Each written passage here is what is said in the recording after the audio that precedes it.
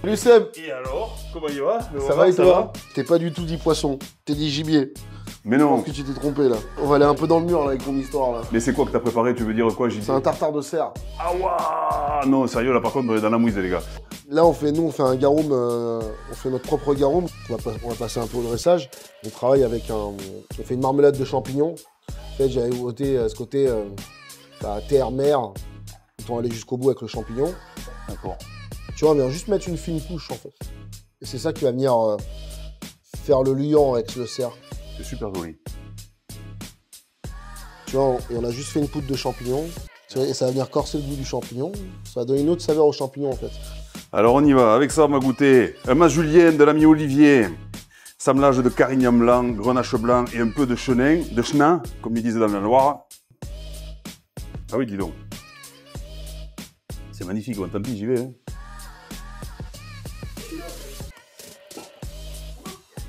Ah ouais, c'est ouf.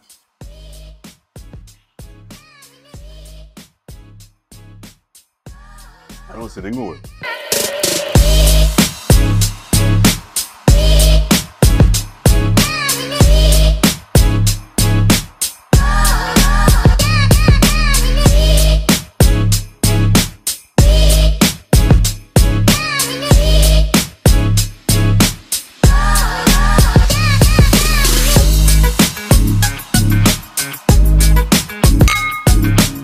On a l'habitude de commencer, Omar, un peu toujours par la même chose. Et en même temps, c'est une question qui peut être un peu déconcertante. Ouais.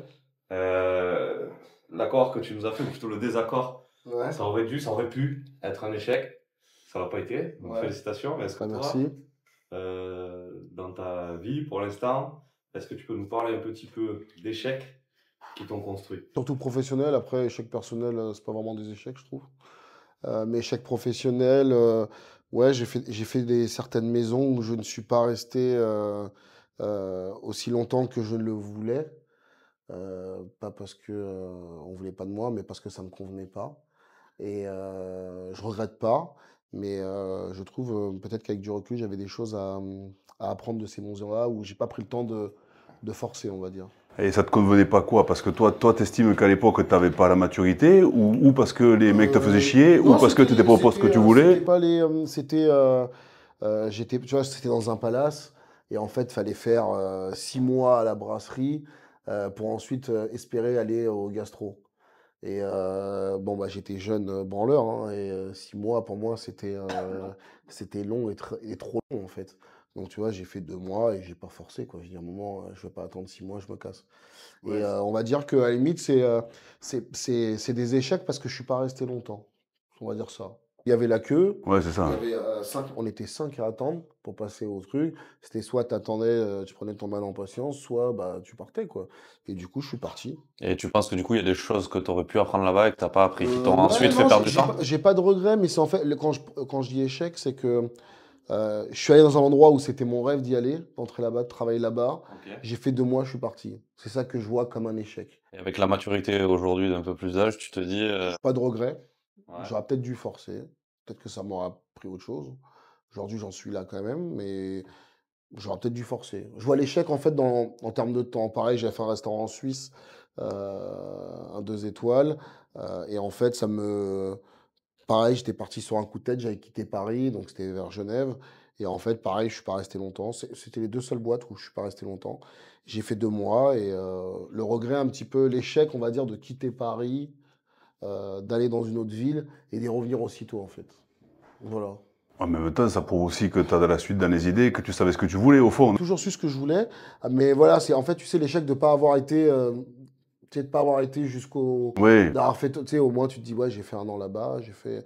Mais après, j'ai toujours été comme ça. Quand ça me plaît pas, en général, je reste pas. Quand tu as monté ici, parce que alors, tu vas déjà nous expliquer comment tu as monté seul, associé, je sais pas, mais en tout cas, et quand tu as fait ça, là, tu n'as pas eu des épreuves, des échecs à surmonter, parce que tu es jeune, c'est un sacré truc que tu as monté, c'est magnifique, Ouais, c'est beau, merci, tu as une équipe, merci. et comment tu as fait, là, tout s'est déroulé crème, quoi. Pas de problème. Presque crème. T'es sérieux? Non, pas. Ah, le gars. Si, après, il y a les galères qu'on connaît avec les banques, surtout. Ça, c'est le plus gros sujet. Ah, mais c'est intéressant d'en parler. Hein. Ouais, en fait, j'étais chef. J'avais eu avant ici ma première place de chef salarié en tant que chef de cuisine dans un restaurant qui était l'Oiseau Rive Gauche, qui faisait partie du groupe La Bien sûr, Oiseau, bien sûr. Ouais. où j'ai fait un peu plus de 2 ans là-bas. Et je pensais, voilà, c'était le moment, je savais que j'étais prêt, qu'il fallait que je le fasse maintenant, d'ouvrir un restaurant. Et ça m'est venu, voilà, je savais que j'étais prêt maintenant et que si je ne le faisais pas maintenant, j'allais avoir des regrets. Donc j'ai démissionné, j'ai mis 2 mois à trouver ce lieu, et puis après c'était parti. Et après là, bien sûr, bah, entrepreneuriat, hein, donc les banques. Donc là, sur 8 demandes, j'ai même pas de refus, c'est-à-dire qu'on me répond même pas. Et heureusement, j'ai une banque qui me suit. En fait, ça a été très vite, c'est-à-dire que j'ai démissionné, j'ai fini le 30 octobre. 30 octobre, j'ai fini chez l'Oiseau. J'ai trouvé ici fin novembre. J'ai eu les clés mi-janvier. Ah oui, ça allait vite, oui, quand même. Et, mais en fait, j'ai eu les clés avant le prêt, quoi. Donc c'était un peu complexe comme sujet. Et du coup, j'ai eu les clés, j'avais pas encore le prêt. On avait commencé à démolir, j'avais toujours pas de prêt. C'était chaud, ça. Ça aurait pu être un échec. Heureusement, c'était une réussite. Ça aurait pu être un échec. Le banquier qui t'a fait confiance, tu l'as vite les autres depuis. Ouais, c'est ça. Il y a eu une belle Ouais. boîte de chocolat. Lui, il a eu le cerf. Il a eu le cerf Voilà. en tartare. Et en fait, ça s'est fait comme ça. Et après, on a ouvert 9 mois plus tard. Et quand tu as construit le business plan, donc tu as pris. On pose des questions con, mais on va dire aussi, c'est aussi important parce qu'il y a des jeunes qui regardent et qui ont peut-être des envies, tu vois, et qui ne savent pas forcément.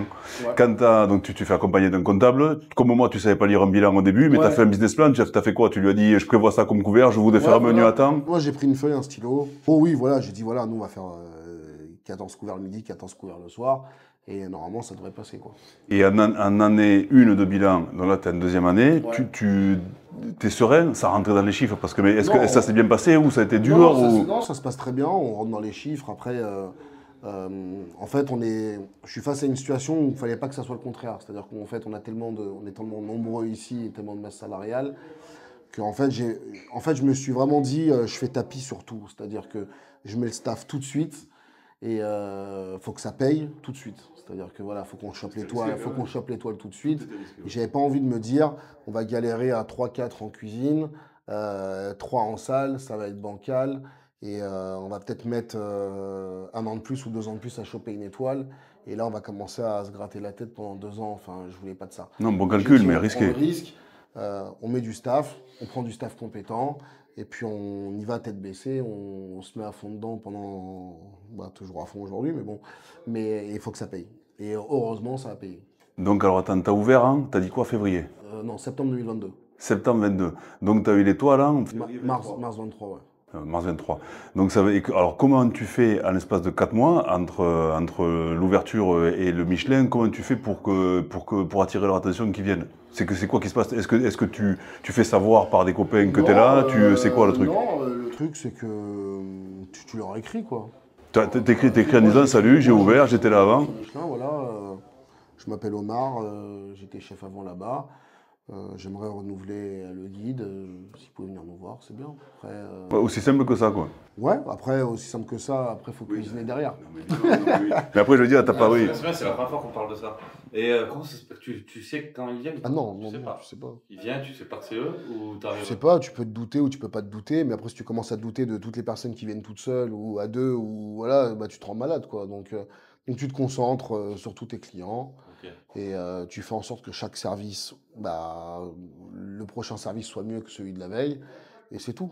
Et tu te prends, on va dire que tu te prends la tête, mais tu te prends moins la tête que de te concentrer sur une seule personne. Ou 2 personnes, ou sur le Michelin, ou sur un guide ou autre. Mais il y a plein de trucs intéressants. Tu dis, c'était quasi dans le business plan d'avoir l'étoile en fait. C'était pas dans le business plan, c'était dans mon business plan de ma tête. Ça change tout. Ça change tout. Ton modèle économique n'est plus le même. Tu embauches, tu as plus de confort, tu as plus de sérénité. Enfin, en tout cas pour moi, je parle pour moi, hein. Il y en a, enfin, pour eux, c'est plus de stress. Enfin, moi, c'était plus de. Pour moi, c'était plus de. Enfin, je suis plus serein depuis que j'ai l'étoile qu'avant d'avoir l'étoile. Donc aujourd'hui, avoir l'étoile, là je parle pareil, je suis aveyronais, donc j'ai le droit de parler d'argent tout le temps. Non mais donc financièrement, on est plus serein quand on a une étoile aujourd'hui, parce que mais c'est fou parce que tu as aussi des contre-exemples, tu as aussi des gens qui ont l'étoile et qui remplissent pas plus. Toi, c'est aussi parce que tu as du... Alors, moi, je parle pas que financièrement. Je parle vraiment. T'ouvres pas un restaurant gastronomique pour devenir riche. Voilà. Sinon, t'es mieux vendre des pizzas, vendre des glaces et tu gagneras plus d'argent. Moi, je suis plus serein dans mon attitude, dans ma tête et avec mes équipes. C'est-à-dire que voilà, on a Étoile, on a embauché 2 personnes en plus parce qu'on a savait qu'on allait avoir une demande client. Tu as plus de confort, tu es plus serein et tout ça, en fait, tu le transpires à tes équipes. C'est-à-dire que quand tu arrives et que tu es stressé, ton équipe, elle le sent. Elle voit que tu es tendu. Est-ce que tu es tendu à cause du guide ou tu es tendu à cause des chiffres ou tu es tendu parce que ta cuisine ne plaît pas? Ça, après, c'est plein de sujets différents. Mais moi, en tout cas, ça m'a amené de la sérénité. Mais ouais, mais tu sais quoi, ce que je veux dire, c'est ça, c'est par rapport aux clients. Le fait d'avoir une étoile, oui, tu confirmes que ça fait rentrer des clients, ça fait rentrer des Oui, clients dans le oui, resto. oui. Bah, oui, tu fais. Enfin, le jour où on a eu l'étoile, pendant 2 mois, déjà, on était complet midi et soir. C'est-à-dire que tu vas avoir des étrangers qui n'avaient pas entendu parler de toi avant, ce qui est normal. Tu deviens une destination, tu deviens plus un restaurant, entre guillemets, de passage. Et puis voilà, tu es plus serein. Puis c'est une récompense, en fait. C'est une récompense pour toi, pour tes équipes, ceux qui sont arrivés. Tu attires plus de CV, parce que forcément, tu as une étoile. Enfin, c'est une boucle sans fin. Tu rentres dans un écosystème sain. Un cercle vertueux. Enfin, je vois pas. Certains la voient comme une contrainte, certains la voient. Enfin, chacun la voit comme il veut. Moi, en tout cas, aujourd'hui, je la vois comme ça. Et là, en face, il y a ton meilleur ambassadeur pour la deuxième. Est-ce que tu penses que si je te le souhaite, enfin, je sais pas si tu veux ou pas d'ailleurs, c'est la première question, est-ce que tu aimerais avoir une deuxième? On veut toujours plus, mais voilà, elle tombera quand ça sera mérité. Et tu vas rester le bonhomme, le mec que t'es aujourd'hui ou quoi? Qu'est-ce que ça t'a fait quand t'es passé déjà de 0 à 1? Mais tu vois, est-ce que le homard d'avant, si tu... C'est une étoile, hein. C'est pas. T'es toujours le même mec, La quoi. cuisine, hein. Non, mais en fait, il n'y a rien qui change. Et en vrai, c'est même pas moi qui peux répondre à la question. Il faudrait demander au staff, en fait, clairement. Il faudrait demander aux équipes. Est-ce qu'il y a quelque chose qui a changé? En vrai, non, je suis toujours le même. On fait de la cuisine. On a la chance de vivre à une époque où un restaurant gastronomique à la cote ou un chef de cuisine à la cote. C'est vrai. Tu reviens 60 ans en arrière. Alors oui, ils ont la cote, mais on n'est pas du tout dans le même modèle économique. Tu as 10 chefs qui explosent. Enfin, je dis 60 ans, mais tu as l'époque de Paul Bocuse, etc. Mais ils n'étaient pas autant que nous aujourd'hui. Aujourd'hui, c'est pas qu'on n'est pas du tout des stars, mais on est quand même vachement reconnus. Ah, mais c'est clair, Je veux dire, et c'est génial. Ça permet qu'on puisse acheter des barquettes d'algues 8 euros. Parce qu'il y a un dingue qui est au Croisic qui va s'amuser à ramasser des algues à la main. Mais c'est clair. Ça permet d'acheter d'un vigneron, d'un mec qui a un vigneron qui a une certaine cote et de pouvoir le vendre dans un restaurant. Ça permet de t'acheter des petits pois à 15 euros le kilo parce que c'est les meilleurs petits pois que tu vas trouver en ce moment. Je pense qu'il faut rester les pieds sur terre et voilà, c'est tout, hein. Je me demande, moi, si le paysage va pas se transformer beaucoup, quoi. À savoir qu'il va y avoir des mecs comme toi, ou comme Doucet, ou comme, tu vois, voilà, des gars qui ont un savoir-faire, des artisans purs, tu vois, je sais pas comment dire ça. Et il y aura vraiment du bas de gamme. Je sais pas, parce que tu vois, il y a quand même vachement même des gens de notre génération qui veulent pas ou qui n'ont pas forcément les moyens d'ouvrir un gastro, ou qui n'ont pas envie d'ouvrir un gastro, tout simplement. C'est-à-dire que les étoiles, tout ça, ça les intéresse pas, et qui vont faire un bistrot ultra vénère. Les gens voient un prix exorbitant, pas exorbitant selon tes moyens, mais en fait, ce que tu payes, au-delà de payer la matière première, et au lieu de payer le lieu ou le verre ou ce que tu veux, c'est que tu payes un staff. Le savoir-faire, ouais. Non, mais tu payes un savoir-faire d'un cuisinier, mais t'as pas qu'un chef, t'as un sous-chef, t'as des chefs de partie, t'as un commis. Alors le commis, oui, c'est lui qui va coûter le moins cher, mais à côté de ça, en haut, t'as tout le monde, qui eux, ce sont des professionnels que t'embauches pour leur talent et pour leur expérience et pour leur expertise. En salle, c'est pareil.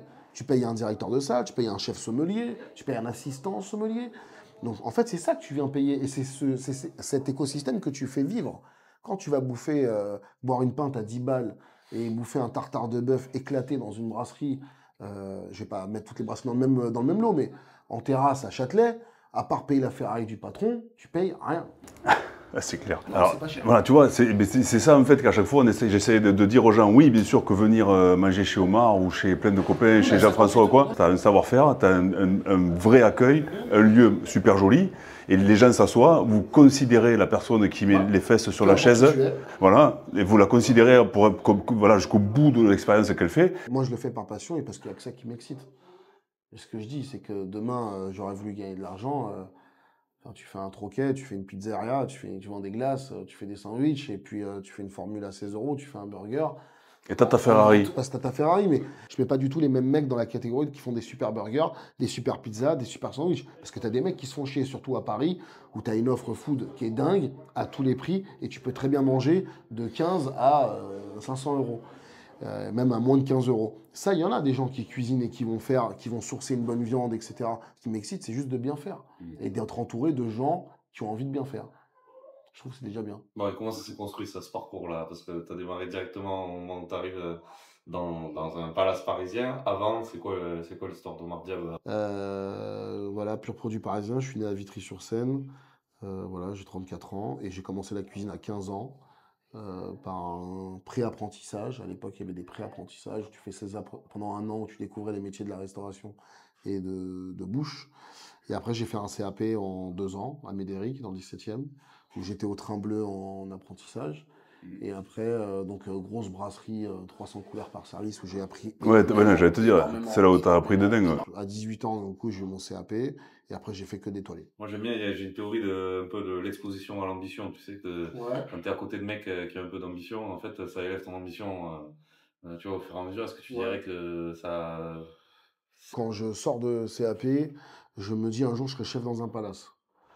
Ok. Ouais, c'était pas mal non plus. Ouais, Le mec, voilà, t'as de l'ambition? Non, j'ai pas d'ambition. Je voulais juste être chef dans un palace. Non, mais je me suis dit, chef dans un palace, c'est quand même stylé. Ah ouais, ça. Il n'y a pas à dire, c'est quand même stylé. Puis après, j'ai fait du palace, et là, je dis, chef dans un palace, c'est stylé sur le papier, mais c'est pas du tout stylé. Ça m'intéressait plus du tout. Je me dis, je préfère un petit truc où je maîtrise tous les sujets, et je suis décisionnaire, entre guillemets, de tout. Où les seuls comptes que tu dois rendre, c'est à tes clients et à tes équipes. Voilà, il y a longtemps, je voulais être chef dans un palace, et puis le restaurant, ça m'est venu en vrai, ça m'est venu comme ça. En vrai, tu m'aurais dit, il y a 4 ans, tu vas ouvrir un restaurant à Paris, je t'aurais dit, franchement, je suis pas chaud. Et la cuisine que tu fais, tout d'un coup, j'allais te poser une question, mais là, ça me fait arrêter. Le sucre, tu maîtrises, t'aimes bien? T'as quelqu'un qui bosse avec toi? T'as toujours fait cette pâtisserie? J'ai un chef pâtissier, mais on n'a pas eu de pâtissier, on a galéré ici avec les pâtissiers. J'ai eu 4 erreurs de casting. C'est quoi que t'attends d'un collaborateur? C'est quoi, si t'as des erreurs, ça veut dire que t'attends quoi d'un collaborateur, puisque t'as eu 4 heures de casting? Qu'il soit dans l'échange et qu'il ait un peu de talent, ou s'il n'a pas trop de talent, qu'il force le destin, quoi, qu'il force le talent. Donc ça veut dire qu'Omar Diab, dans sa cuisine, il écoute par exemple quelqu'un qui arrive avec une idée, tu dis ouais, une idée, ouais, tu dis ouais. Même si j'aime pas, j'écoute, je goûte. Et après, j'aime bien, pas me justifier, mais j'aime bien avoir des arguments. C'est-à-dire que si j'aime pas quelque chose, ou si on me propose quelque chose que j'aime pas, je vais toujours argumenter. Je vais pas juste dire j'aime pas. Qu'on soit ou pas d'accord, mais qu'on arrive à se comprendre. Et le gâteau à la semoule alors? Oh, ça, c'est un souvenir d'enfance. Ça c'est ça, c'est ta Madeleine de Proust à toi. C'est quoi toi, le pays d'origine de tes racines, c'est quoi de tes parents? Ma mère est tunisienne, mon père est égyptien. Et quand tu rentres de là-bas, tu ramènes des goûts, des machins ou... Je ramène des idées plus que des goûts. Enfin, si, je ramène des idées et des goûts, mais je suis pas le genre à ramener des épices, tu vois. En fait, j'ai pas envie de faire une fausse cuisine franco-égyptienne. Je fais une cuisine française qui est axée sur les sauces, les condiments et l'acidité. On essaye de se surprendre par des choses où les gens ne vont pas forcément le retrouver ailleurs, même si on n'a rien inventé. Mais au moins des condiments et des sauces qu'on n'est pas forcément obligé de retrouver ailleurs. Après, je vais ramener des souvenirs ou des techniques ou des influences que j'ai pu voir là-bas. Ouais, ça joue quand même un peu, ouais. Ça joue un peu. Fait comme n'importe quel voyage que tu fais ailleurs, c'est ça en fait, ouais. Tu t'inspires de tout, quoi. Mais je vais pas ramener un produit qui est égyptien en France pour dire, bah voilà, je suis d'origine égyptienne, on va travailler ce produit-là, on va le faire comme ça. Si demain, tu vois, on a fait un plat qui est autour de la corette, c'est une feuille qui est un peu entre un croisement entre l'épinard et l'oseille, qui pousse énormément en Égypte. Au lieu de ramener cette feuille d'Égypte et de la travailler, j'ai ramené des semences de là-bas pour pouvoir les faire pousser ici. Et en fait, on fait pousser de la corette en Île-de-France par mon maraîcher. Donc tu vois, on fait un plat égyptien, une technique égyptienne, mais avec de la corette qui vient de France. Pour moi, c'est pas cohérent d'aller chercher un produit de là-bas, de le ramener, tout ça pour dire storytelling à la con. Enfin, je suis très mauvais communicant là-dessus. Moi, j'aime pas raconter des fausses histoires. Et l'idée, c'est que voilà, si c'était possible, bon, c'est possible, on a fait le plat. Si c'était pas possible d'en faire pousser ici, bon, on le fait pas, quoi. C'est pas grave. Et cette identité là, tu dis acidité, sauce, condiment, pourquoi? Et comment elle se construit? D'où vient cette inspiration? Comment elle se construit? Elle se construit avec le temps, parce que tu te cherches au début, tu cherches à montrer de quoi tu es capable, de par la technique, de faire des trucs, puis tu te cherches en cuisine, c'est normal, tu as été chef d'un chef déjà pendant X années, tu as été le sous-chef ou le chef de partie d'un ou de plusieurs chefs pendant X années, donc tu es forcément influencé par là où tu as travaillé et comment tu as travaillé. Et après, voilà, aujourd'hui, je sais que mon fil rouge, c'est ça, et ce que je veux faire passer comme message, c'est ça. Et comment tu t'imagines là aujourd'hui tu as réalisé un rêve, bon, pas sur un coup de tête, mais sur un claquement de doigts en tout cas. Et là, c'est quoi l'évolution? Alors attends, un restaurant, tu ouvres un restaurant comme ça pour gagner ta vie et tout ça, mais c'est pas le truc le plus rentable de la Terre. Est-ce que demain, parce que tu as une petite fille, c'est ça que tu as dit? Ouais. Est-ce que tu t'imagines ouvrir un bistrot comme tu as parlé tout à l'heure, ou une pizzeria super top, un autre étoilé ailleurs si on te sollicite? Est-ce que tu voudrais... Un autre étoilé ailleurs, non. En vrai, non, parce que c'est pas cohérent. Après, je te dis ça aujourd'hui, si ça se trouve, on se revoit dans 5 ans, je te dis, ah, t'as vu, j'ai ouvert là-bas. Mais c'est pas aujourd'hui, c'est pas ma philosophie. Je veux dire, par contre, tu me dis, t'ouvres une deuxième adresse, sur des, alors oui, qui gagnent plus d'argent, oui, où tu as des prix plus accessibles, donc ils vont parler à plus de monde, et que tu peux partager ton savoir-faire de chef étoilé à d'autres personnes qui n'ont pas forcément les moyens de venir manger ici, qui veulent quand même découvrir ta cuisine, ça avec grand plaisir. Mais quand même avec la même ADN et la même philosophie, c'est-à-dire qu'avec du bon, du beau, et bien fait. C'est quoi ton univers vin à toi? Comment tu bois du vin? Qu'est-ce que En t'aimes? vrai, moi, je me suis intéressé au vin pendant le deuxième confinement. Tu te faisais chier en fait. T'avais envie de boire des coups. Je m'y connais pas, hein. Je buvais même pas. Et en fait, j'ai acheté un bouquin. En fait, j'aime pas ne pas maîtriser un sujet dans un restaurant. Tu vois ce que je veux dire? J'aime bien maîtriser le service, j'aime bien maîtriser la pâtisserie. Bon, je maîtrise la cuisine, mais je maîtrisais pas la sommellerie. Ça, c'est un vrai trait de caractère, ça. Donc c'est arrivé comme ça. Et après, je me suis de plus en plus intéressé au monde du vin. J'ai quelques amis agents en vin. Et du coup, voilà, ça s'est fait comme ça. Et puis j'ai eu la chance d'être toujours entouré par des grands sommeliers. Tu vois, j'ai travaillé avec Antoine Pétrus, je travaille avec Nicolas Vialette, Kemov aussi, Mathias Ménard qui est à la scène, et tout ça. C'est des gens qui m'ont marqué, comme j'ai travaillé avec des pâtissiers aussi qui m'ont marqué, tu vois, un peu Claire Essler, surtout Michael Bartocchetti qui est le chef du Georges V. Et en fait, c'était surtout des rencontres et des gens qui m'ont stimulé dans leur délire, on va dire, comme moi je peux essayer de stimuler une personne en salle ou un sommelier de par la cuisine. Et puis, je suis tombé un petit peu amoureux du vin, je m'y suis intéressé, essayer de comprendre pourquoi. Enfin, pour moi, c'était du chinois, hein. Pourquoi le vin là est meilleur que là ou moins bon que là, le sol de ça, le cépage de ça, la région de ça. Et après, il y a Margot qui est arrivée juste après l'ouverture, où ça, on a bien matché tout de suite. Et je lui ai toujours dit, je veux une carte des vins vénère. Parce qu'aujourd'hui, on a plus de 1000 refs, on a 1100 refs. Ah non, mais la carte, elle est géniale. Mais voilà, ça s'est fait comme ça. Et j'ai vu, moi, un des trucs, mais la première fois qu'on était venu déjeuner à Emika, et après la seconde fois où je suis venu, c'est les vins étrangers, en fait, où j'ai trouvé que c'était nourri, tu vois. Ça, c'est Margot. Ça, c'est tellement. Je sais, mais toi, je sais que c'est elle qui kiffe ça, mais moi, j'aime ça. toi, ça te va? T'aurais pu dire aussi, attends, moi, je suis franco-français. Alors, au début, c'était, déjà, t'achètes que du vin français. Et en fait, le vin étranger, ce qui est bien, moi, j'avais pas plus de connaissances que ça sur le à part un vin italien, un Barolo, etc., ou un Riesling allemand, etc. Mais ça s'arrête là, et encore, c'était déjà beaucoup. Elle aimait ça, et je trouve que c'est super intéressant quand tu as affaire à des amateurs de vin dans le restaurant qui veulent absolument un chardonnay de Bourgogne. Quand tu leur sors un chardonnay de Nouvelle-Zélande ou d'Australie, etc., tu arrives un petit peu à les surprendre, d'Afrique du Sud, etc., tu arrives un petit peu à les surprendre. Donc ça allait dans ma philosophie d'expérience client. Et donc tout de suite, ça m'a parlé, elle me dit, on va des vins étrangers, c'est bien de s'y intéresser. Donc elle m'a fait goûter, donc il y avait plusieurs dégustations.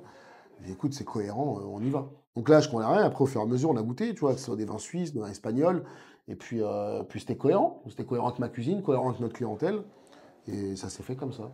C'est quoi aujourd'hui un mec qui rentre chez toi, un couple, il s'assoit, c'est quoi la proportion qu'il prend le menu déguste? Moitié-moitié à peu près à la carte? On n'a pas de carte, on a que du déguste le soir. Que du déguste le soir. Ouais, on a un menu en 5, 7 et 9 services. Après, on a de la carte, mais à discrétion. Et ça veut dire que donc quelqu'un qui prend un déguste, Margot va forcément choisir le vin pour. Vous avez un menu accord et tout ça ou pas du tout? En fait, elle ouvre à la volée, elle fait quoi? Non. On a un accord mets et vin défini, mais qui n'est pas obligatoire. Hein. Enfin, non, mais en revanche, je veux dire, il est évolutif ou est-ce que il est défini, il est évolutif, c'est-à-dire l'évolutif, c'est dans le menu. Mais il est ultra précis. D'accord. Et ça, tu goûtes avec elle les plats? Tout, les plats. À chaque fois qu'il y a un nouveau plat, Margot, c'est la seule qui va goûter le plat quand il est en construction. Je dis une bêtise, là, on est en train de travailler sur huîtres, sauce albufera, caviar, ça va être la première à goûter.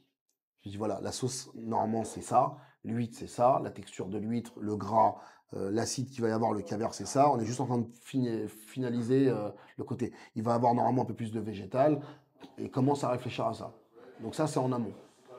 Le jour où le plat est prêt, on pose l'assiette, toute la salle goûte, Margot goûte, et là, elle sort un vin qu'elle a choisi en amont. On goûte tous ensemble, ça va, on est d'accord, on n'est pas d'accord, c'est intéressant, c'est pas intéressant, ou c'est pas assez original. Tu vois. Donc souvent, elle tombe juste, mais par contre, des fois, moi, je vais avoir ma vision client. Au-delà de ma vision de chef, je vais avoir ma vision client. Tu vois. Si tu me mets un morceau sur une volaille à la crème, bon, c'est sympa, hein, mais on se fait yesh, quoi. On ne cherche pas de voler, tu vois, parce qu'il y a beaucoup dans la Cormeille et Vin ont peur de se faire voler, et ce que je peux comprendre, parce qu'en fait, beaucoup de restaurants, t'arrives, la Cormeille et Vin, et c'est éclaté, c'est marge un maximum. C'est cher. Ouais, c'est cher. Non, mais il n'y a pas une Margot ou une autre personne qui te, parce qu'elle vient en plus, tu vois, enfin voilà, elle a le bagou, elle sait faire, elle explique, elle te dit on fait ça parce que, non, c'est ça qui est important aussi. C'est comme le métier de salle. Tu vois, on a des gens en salle qui sont top, on a une super équipe en salle. Quand tu sers un macro dans un restaurant étoilé, il faut le vendre. Oui, c'est facile de vendre un turbo, un bar, un Ritvo. Va vendre un macro. Réussir à faire rêver le client, enfin sans le faire rêver, mais le faire voyager avec du macro. Ouais, c'est clair. Ouais. Bah là, le métier de maître d'hôtel, il est là, quoi. Voilà, ça j'aime bien. Tu vois ce que je veux dire, il est là. Non, mais si tu as des retours négatifs, toi, vu que tu es un très bon technicien de ton équipe aussi, ça, c'est jamais sur une cuisson ou quoi, c'est sur donc pour le coup, c'est sur une création. C'est là où on va te dire. Ça va être une création. En fait, déjà, je vais échanger avec le client. Donc déjà, je vais dire pourquoi. D'ailleurs, t'as pas aimé pourquoi? Le problème, c'est que tu as tellement de gens qui vont te dire bah, je m'attendais pas à avoir autant de produits de la mer, moi je suis plus viandard. Oui, ben d'accord, ok, ouais, mais ça j'y peux rien. J'y peux rien. Ouais. Est-ce que c'est une sous-cuisson qu'il a pas aimé, une surcuisson, c'est un surassaisonnement, un truc trop corsé voilà, puis je vais discuter avec le client, puis je vais essayer de lui expliquer en fait. Et tu as des clients qui te disent j'ai pas aimé ça parce que ça, et ça, tu es obligé d'écouter. Enfin, tu peux ne pas être d'accord, mais après, moi, je suis un peu, je vais dans l'extrême, tu vois. Nous, quand on change des plats, on regarde le retour des assiettes. Oui, non, mais ça, oui. Ça, Tu vois, forcément, ouais. est-ce que ça a été Ouais, pour les chefs saucé? qui le fait pas. Tu vois, est-ce que ça a été saucé? Est-ce que ça n'a pas été saucé? Pour les pas de chefs. Tu vois, tu vois, et tu vas essayer de comprendre pourquoi ils ont laissé une herbe. Parce qu'ils pensaient que c'était la déco, est-ce que c'était trop fort? Ils saucent pas pourquoi c'est trop gras, pas assez bon, il n'y avait plus de pain sur la table. Tu essaies de comprendre. Et voilà, après, tu as des clients qui ont raison et qui ont tort. Moi, ça m'est déjà arrivé. Là, pour le coup, j'avais eu des boules. Et, euh, et c'était un plat, la cliente avait tout à fait raison. C'était un plat qui était bancal, mais en fait, on faisait un essai de Saint-Jacques. Et il me restait des Saint-Jacques. Et c'était chez l'oiseau. Et je fais un plat, c'était pour 2 tables. Et je lui envoie un plat de Saint-Jacques. Et la dame me dit comme ça, vous n'avez pas de chance, j'ai cuisiné des Saint-Jacques hier, j'ai mangé des Saint-Jacques hier. Les vôtres sont pas bonnes du tout. Là, t'as la gueule, t'es comme ça. Hein. T'es un samedi soir, il est 23h, l'autre, elle te dit, tes Saint-Jacques, c'est de la merde, et ta recette, c'est de la merde. T'as les boules. Mais tu sais qu'elle a raison. Donc, tu vois, t'as fait un plat un peu comme ça. Ouais, un peu à l'arrache, ouais. Ouais, pas à l'arrache, mais t'y crois. Oui, t'y crois. C'est pas que c'était à l'arrache, parce que t'envoies pas un truc à l'arrache. Pas abouti. Et ça, tu vois, c'était un échec qui t'a fait. T'aurais pu citer ça tout à l'heure dès le départ, tu vois. Ça, c'était un échec qui t'a fait grandir, quoi. Et comment tu fais pour que les gens, dans le plat abouti, il y a tout le processus de goûter, tu as expliqué tout à l'heure pour la Cormeille Vin, tu fais goûter à tout le monde, etc. Ouais, c'est subjectif. Hein. Comment tu fais, ouais, mais moi ce qui m'intéresse, c'est comment tu fais pour, ce que tu dis là, je m'énerve, machin, comment tu fais pour que dans ton équipe, ils te disent la vérité? Alors, déjà, je vais écouter l'équipe et je vais pas forcément tout le temps écouter l'équipe. Tu vois, mon sous-chef, il peut me dire, moi, je trouve que ça manque de ceci, ça manque cela. Je peux te le dire, hein, clairement. Je vais lui dire, ouais, superbe, j'en ai rien à foutre de ce que tu dis, ça va être comme ça. Parce que je dose sur le fait qu'il ait raison ou il n'ait pas raison. C'est-à-dire que, c'est pas que j'écoute pas ou que je suis sûr de moi ou que son avis, ça ne m'intéresse pas. C'est que quand je suis sûr de moi sur un plat, j'y vais comme ça et puis on voit. Après, c'est le client qui va décider. Si tu as tout le monde qui te dit ce plat-là, c'est de la merde, chef, personne termine le plat, où on n'a pas de retour forcément, pas négatif, mais ni positif, où on n'a pas de. Les gens ne sont pas enthousiastes à manger ce plat, ben on change de plat. J'ai eu tort, c'est pas grave. C'est pas que c'était mauvais, mais c'est pas le plat qui transporte les gens. Et moi, c'est le plus dur, c'est d'avoir que des plats qui marquent les gens. Alors, tu as toujours un plat qui va se démarquer plus que d'autres, mais moi, ce que j'aime, c'est que tous les plats marquent les gens. Oui, mais dans le 9 temps que tu fais, on va laisser les 2 desserts, ça veut dire qu'il reste 7 salés, c'est ça? Ouais. Et 7 salés, t'es obligé de faire. Ou tu fais quoi? Tu montes les saveurs, tu redescends? Ouais, on monte, Comment tu fais? On monte tout petit à petit, t'as pas un cran où tu redescends ou quoi? Non. Donc ça veut dire que forcément, dans les 7, il y en a quelques-uns qui vont être oubliés. Tu vois, 2 jours après, le client va se rappeler de 2. C'est bien déjà. Ouais, bah déjà, s'il se souvient de 2 plats quand il sort de chez toi 2 jours après, qu'il peut les citer, qu'il peut les expliquer, déjà, c'est énorme. Aujourd'hui, je ne change pas de plat si le nouveau plat n'est pas meilleur, entre guillemets. C'est-à-dire que là, depuis 2 ans, on a fait des plats, il y a des plats qui reviennent, les gens sont contents de les redécouvrir, et il y a des plats qu'on ne remet pas. Ouais, d'accord. Et voilà, c'est aussi simple que ça. C'est-à-dire que tu as des plats, tu sais, quand ils ont fait l'unanimité l'année dernière, je sais pas, on faisait l'oursin, lentilles, cumin, on le faisait l'année dernière, je m'attendais pas. C'est pas toi qui décides en fait. Il te plaît celui-là, hein? Hein? Il y a 2 fois que t'en parles. Non, ouais, non, mais en fait, au-delà de ça, tu vois, c'est que c'est pas toi qui décides. C'est-à-dire que c'est la salle qui va te dire, bah, chef, ce plat, tout le monde, on n'a pas un putain de mauvais retour là-dessus. Et puis les gens vont dans le détail quand ils t'expliquent, tu vois, ils vont pas juste te dire, oui, c'était très bon. Ils vont dire, putain, c'est la texture, le truc, le travail là-dessus. Et en revanche, ça veut dire que quand tu fais tes 7 plats, après, non, on va arrêter sur les 7 plats, mais parce que c'est ça, toi, c'est pareil, c'est la construction de ton menu, elle est. Puisque tu bases un de tes mantras, c'est l'acidité. Ça veut dire que donc tes 7 plats, à chaque fois, tu les réfléchis pour monter en acidité ou pas forcément? Pas monter en acidité, que ça soit, qu'il y ait toujours de l'acidité, qu'il y ait un condiment, qu'il y ait une sauce et qu'il n'y ait pas de répétition. Ça, c'est une formation que j'ai eue après, voilà, ou qu'il y ait le moins de répétition possible. C'est-à-dire que si c'est des acidités, ne soient pas les mêmes.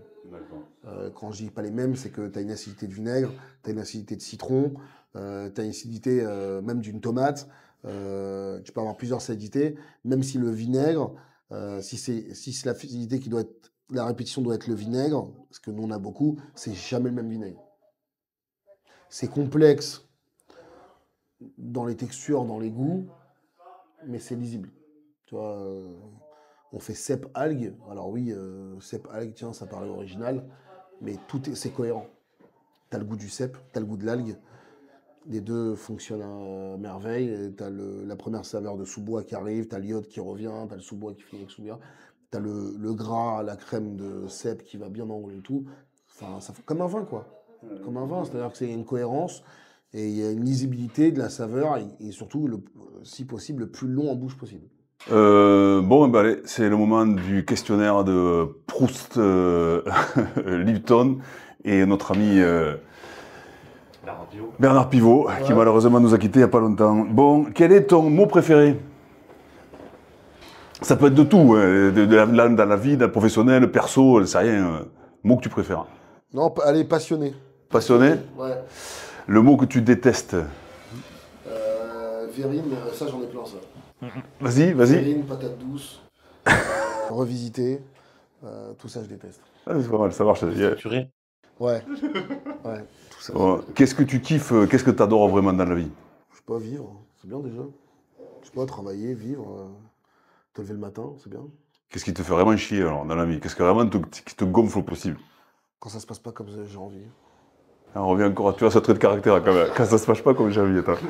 Quel est le bruit que tu préfères, le son que tu préfères? Le rire de ma fille. Ah, ça c'est bien. Celui-là, je me disais quand est-ce qu'il va arriver, il est bien. Et celui que tu détestes?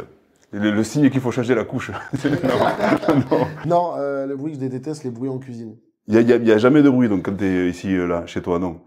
Quel est le boulot que tu aurais aimé faire si tu n'avais pas été chef? Tellement de choses. Tellement. C'est passé par informaticien, DJ. C'est DJ Diable, ça c'est bon, ça aurait pu faire ça. DJ, rappeur, designer automobile. Non, c'est passé par tellement de choses, mais j'y ai même pas touché, tu vois, c'est pour te dire. J'ai même pas eu le temps de m'intéresser. Et dans ta curiosité justement qui t'a amené à t'intéresser à tous les métiers, est-ce qu'il y en a un où tu t'es dit vraiment celui-là, putain, je voudrais jamais le faire, quoi?